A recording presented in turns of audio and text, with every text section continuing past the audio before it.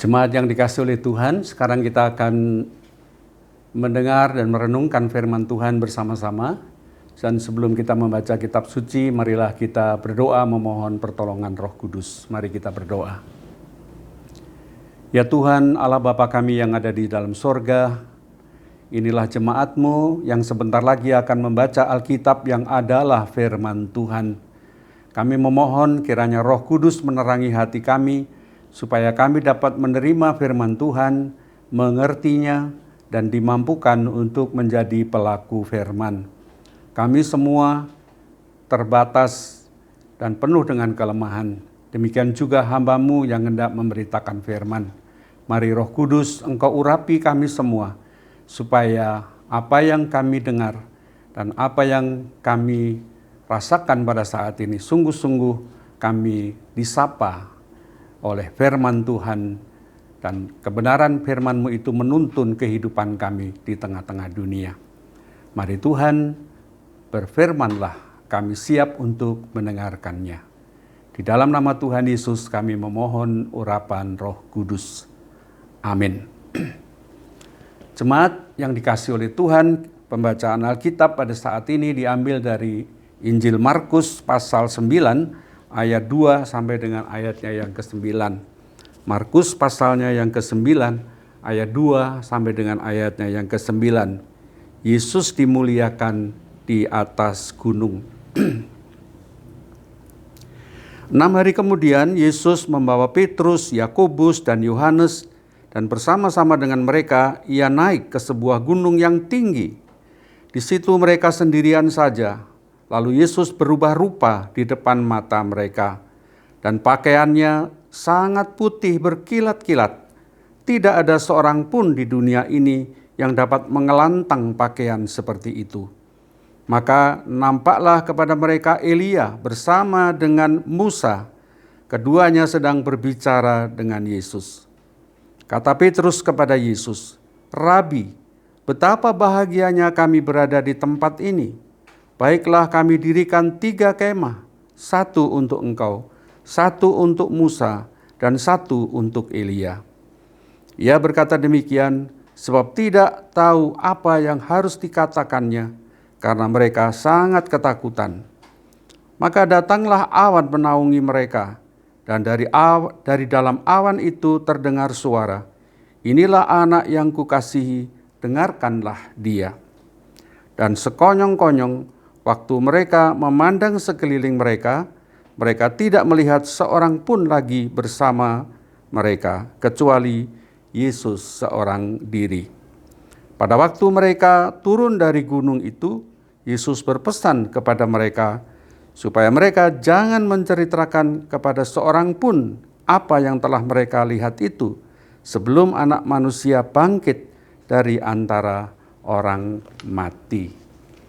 Demikianlah sabda Tuhan. Yang berbahagia adalah setiap orang yang mendengarkan firman Tuhan dan yang memeliharanya.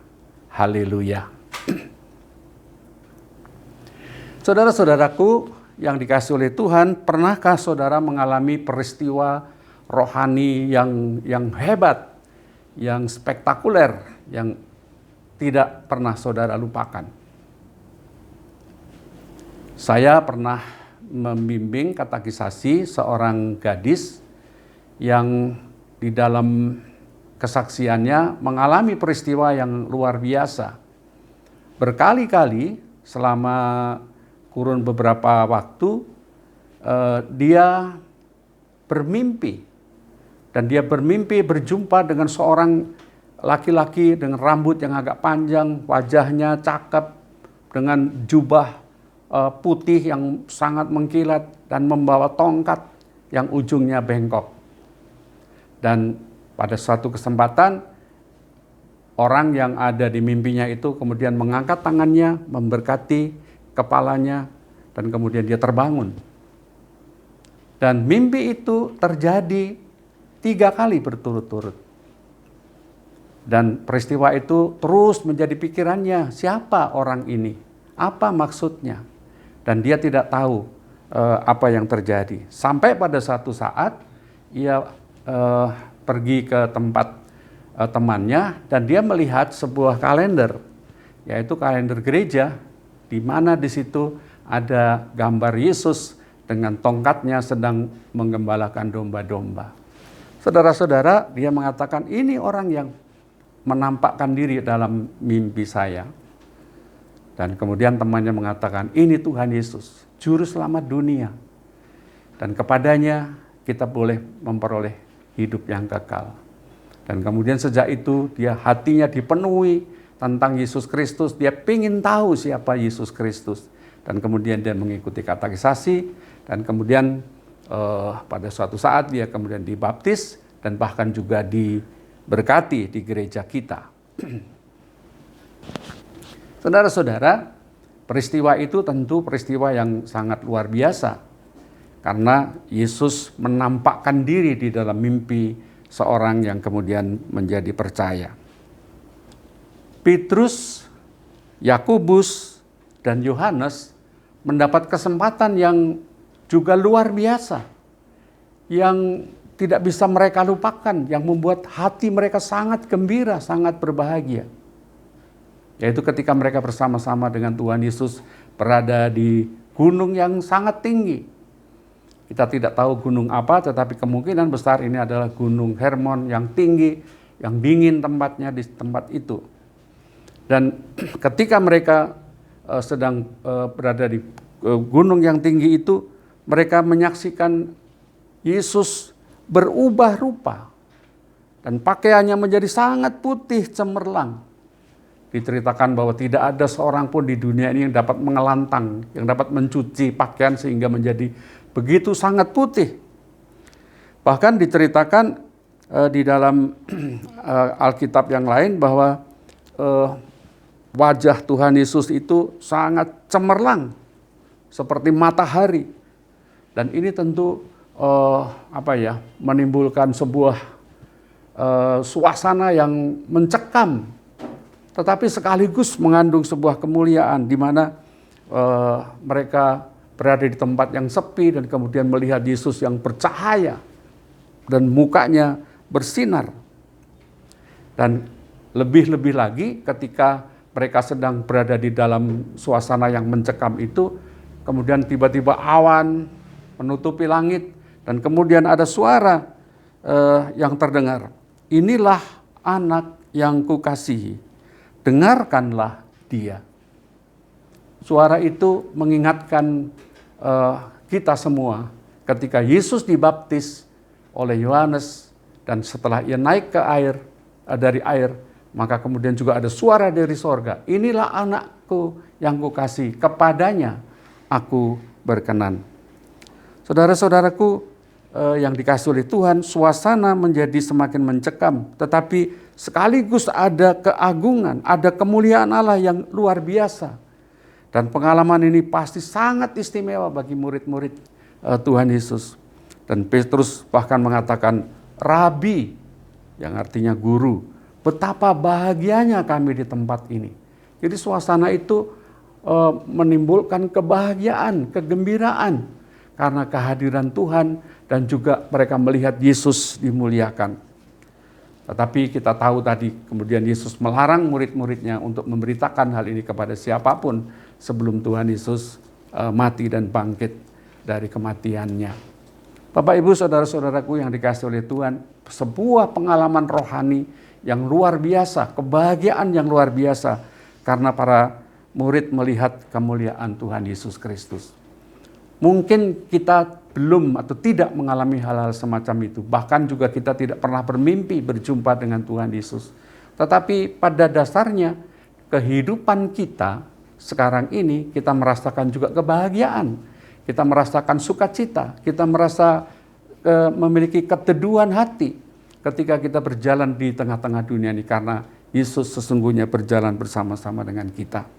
Saudara-saudaraku, mari kita mencoba melihat apa makna pemuliaan Tuhan Yesus ini bagi kita sekalian pada masa kini. Saya mencatat kalimat-kalimat atau hal-hal dalam bacaan kita tadi yang perlu kita garis bawahi. Di sana dikatakan adalah Yesus berubah rupa dan pakaiannya sangat putih berkilat-kilat.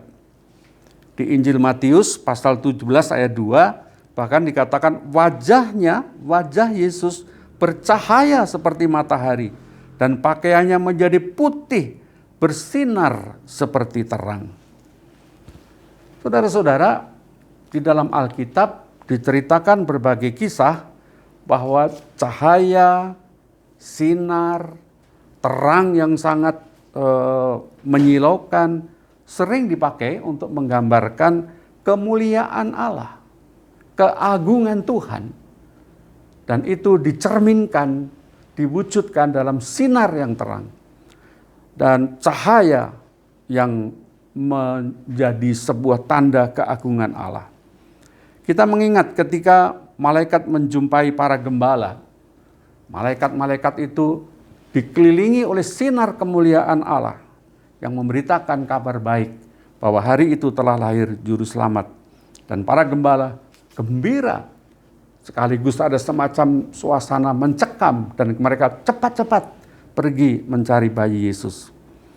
Kita juga mengingat kisah Rasul Paulus ketika ia masih menjadi Saulus, ketika dia mau pergi untuk membunuh dan menangkap orang-orang Kristen, justru ia berjumpa dengan Tuhan Yesus dan diwujudkan dalam sinar terang yang menyilaukan, sehingga dia tidak bisa melihat, dia buta selama 3 hari.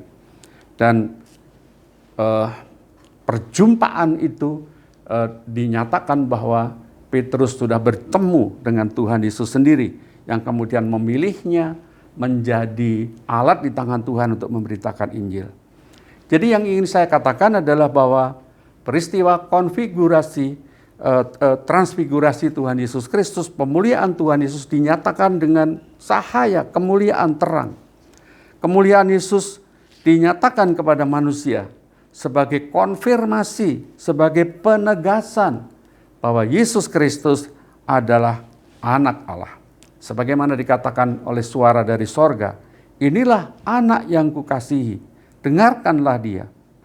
Semakin menegaskan bahwa keilahian Yesus dan kepenuhan Allah nyata di dalam Tuhan Yesus Kristus.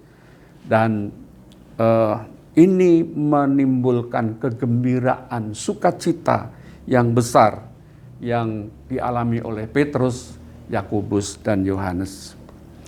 Yang kedua, dalam bacaan kita tadi kita juga membaca bahwa nampaklah kepada mereka oleh para murid itu ada Elia bersama dengan Musa dan kedua-duanya sedang berbicara dengan Tuhan Yesus.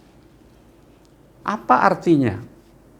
Apa maknanya Musa dan Elia ada di tempat itu dan berbicara dengan Tuhan Yesus? Saudara-saudara, kita mengingat siapa Musa.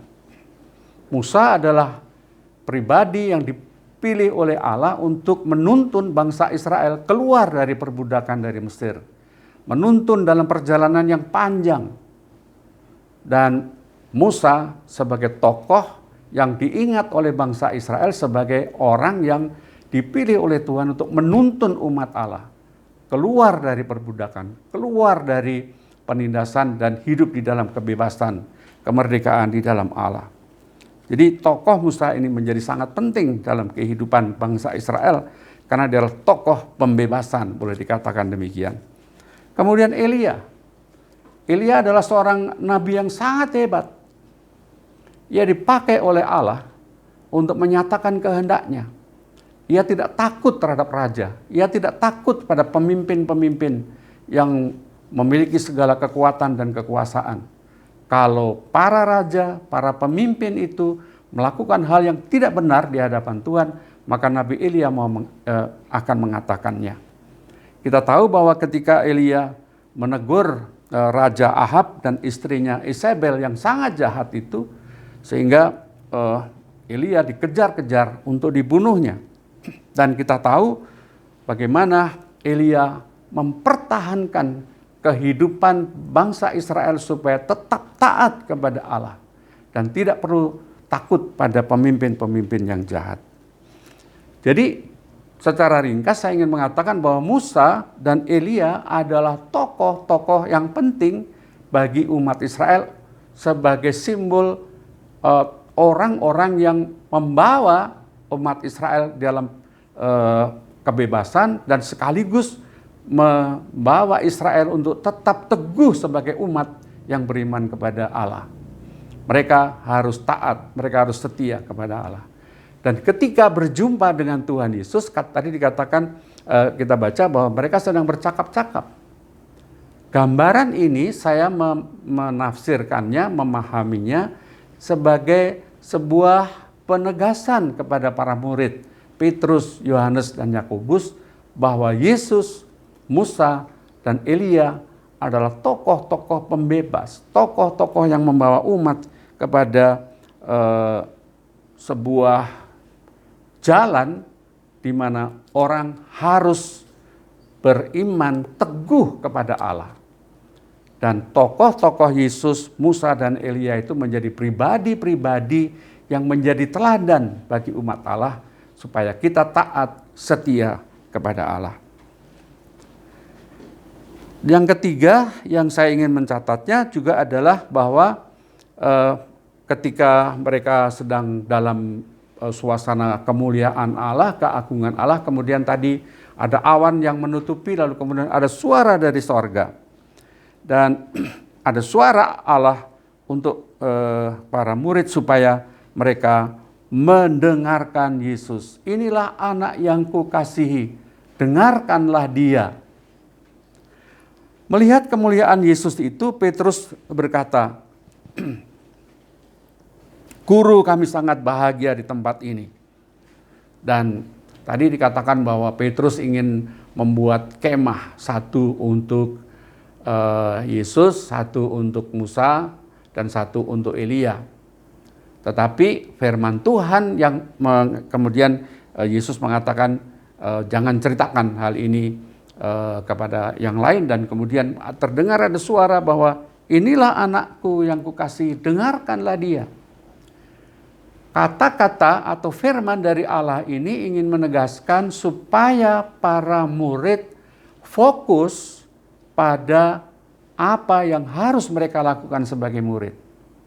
Mereka tidak boleh fokus untuk tetap tinggal di gunung, menikmati kenyamanan, menikmati suasana kemuliaan Allah, dan mereka tidak boleh pergi dan tidak mau pergi dari suasana seperti itu. Tetapi justru mereka diingatkan bahwa mereka harus mengikut Yesus, mereka harus mendengar Yesus, mereka harus melakukan apa yang dilakukan oleh Tuhan Yesus.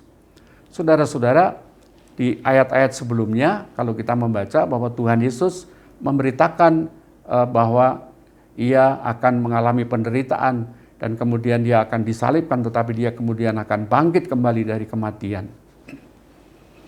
Jadi artinya adalah bahwa para murid diingatkan supaya mereka tetap tidak tinggal di dalam kenyamanan mereka sebagai murid-murid Yesus, tetapi mereka justru harus menjalani perintah Tuhan, mengikuti Yesus, melakukan apa yang dilakukan oleh Tuhan Yesus.